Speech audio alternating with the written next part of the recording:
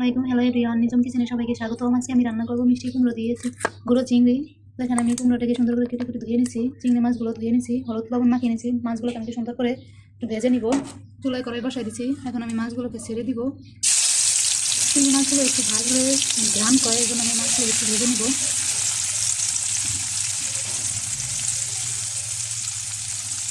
ভাজা হয়ে গেছে, এখন আমি মশলাগুলো দিয়ে দেবো। রসুন, জিরা বাটা, গুঁড়া মশলাগুলো দিয়ে দেবো, পরিমাণ মতন লবণ, 1 চামচ হলুদ,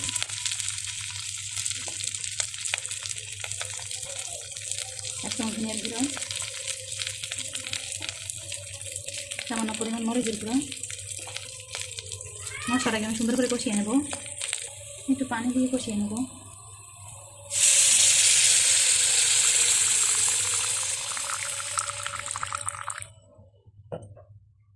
আমার কষানো হয়ে গেছে, এখন আমি কেটে রাখা কুমড়োগুলো দিয়ে দেবো। কুমড়োগুলোকে মশলার সাথে আমি সুন্দর করে কষিয়ে নেব।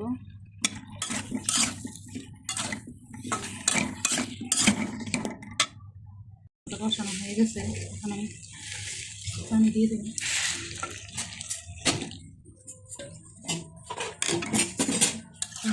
জল দিয়ে সুন্দর করে নাড়াচাড়া দিয়ে এটা দিয়ে দেবো।